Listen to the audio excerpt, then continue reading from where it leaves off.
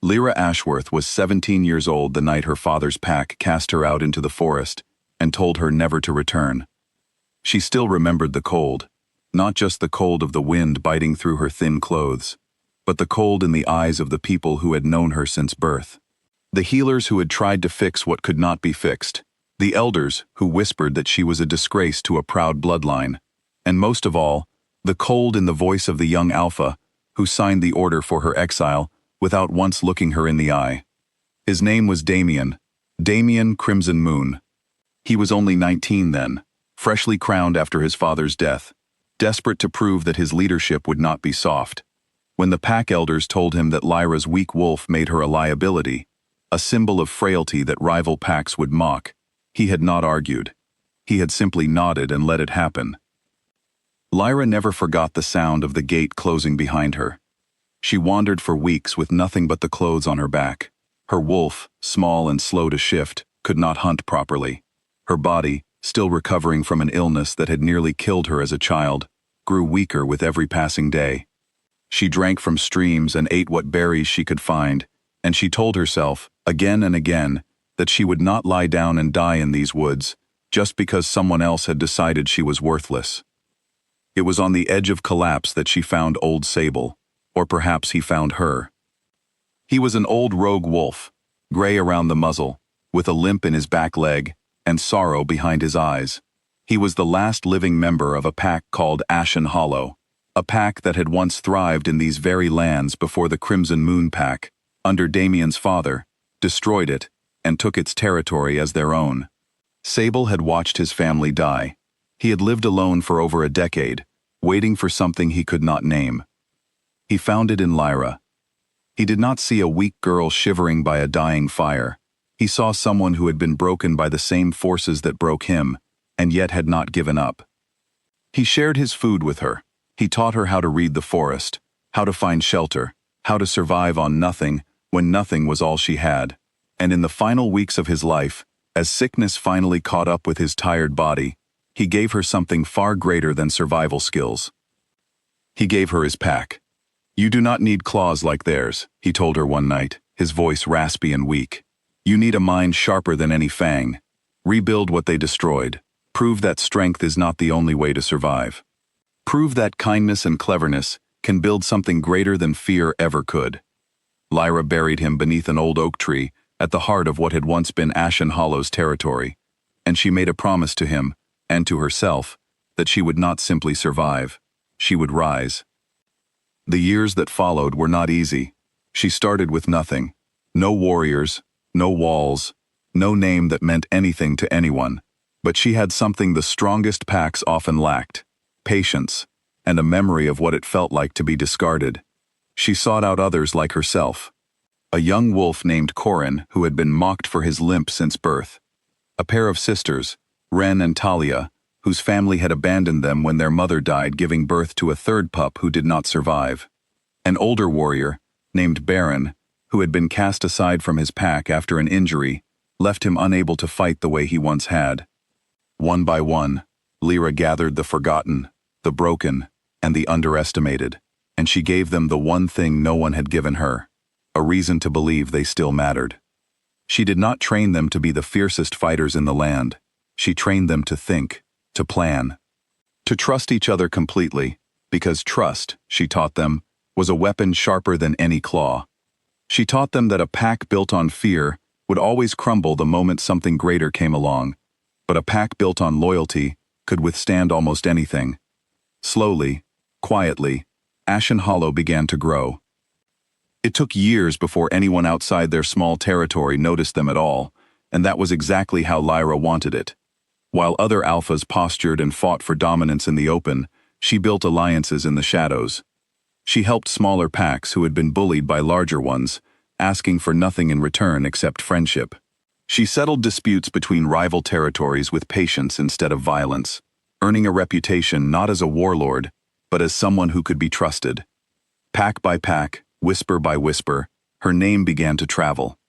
By the time she was 25, Ashen Hollow was no longer a graveyard. It was a home for over 60 wolves, each of them fiercely loyal to the woman who had once been thrown away for being too weak to matter. Meanwhile, Damien Crimson Moon had become exactly what his father always wanted him to be: feared, respected, powerful. Under his rule, the Crimson Moon Pack had grown into the head of a coalition of territories, an empire of sorts, stretching across lands that once belonged to a dozen smaller packs. He had every reason to believe his position was unshakable, until reports began reaching him of a pack quietly turning his allies away. At first he dismissed it. Small pack politics were beneath his attention.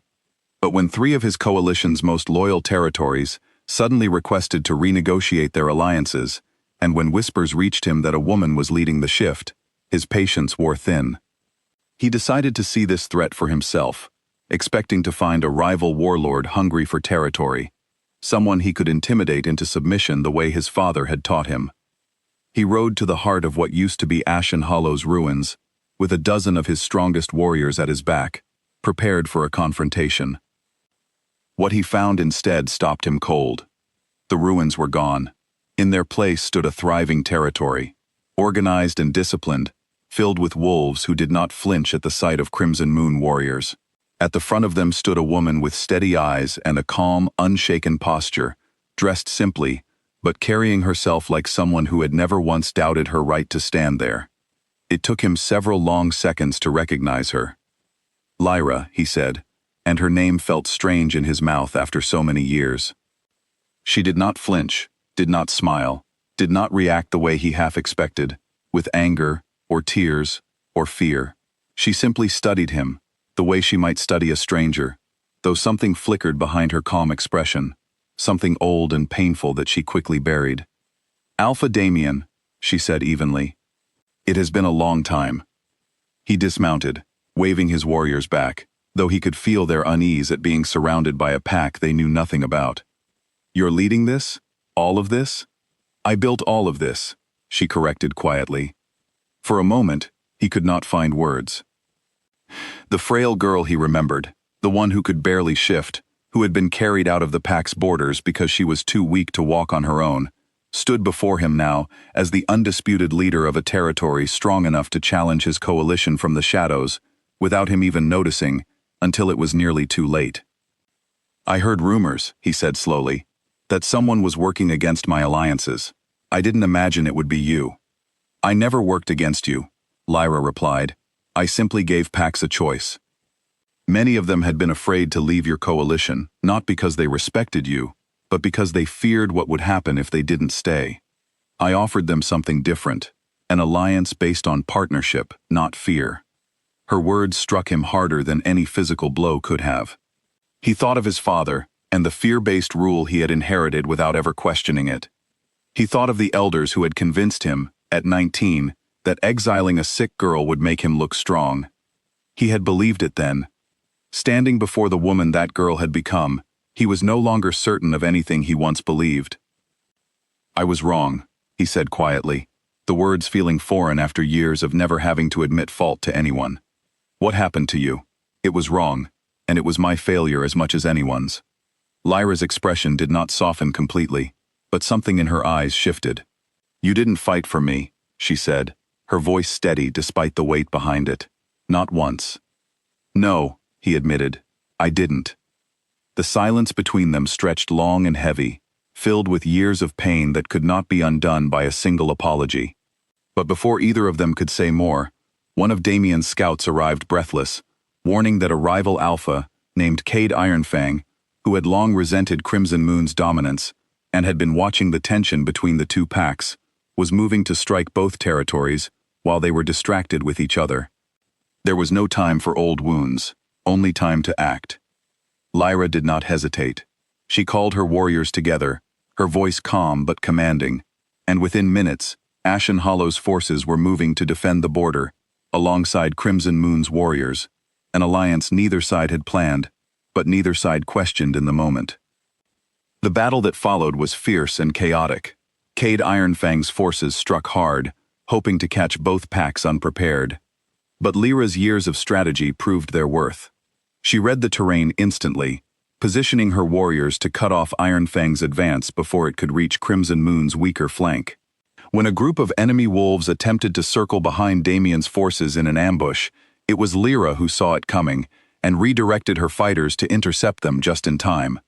Damian, in turn, fought with the raw strength that had always defined him, shielding Ashen Hollow's wolves when they were outnumbered, standing his ground against Ironfang's strongest warriors without retreating an inch.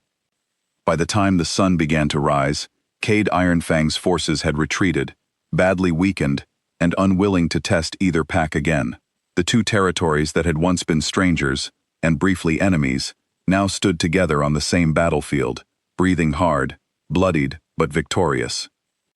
In the quiet aftermath, Damian found Lyra near the tree line, watching the sunrise paint the sky in soft gold.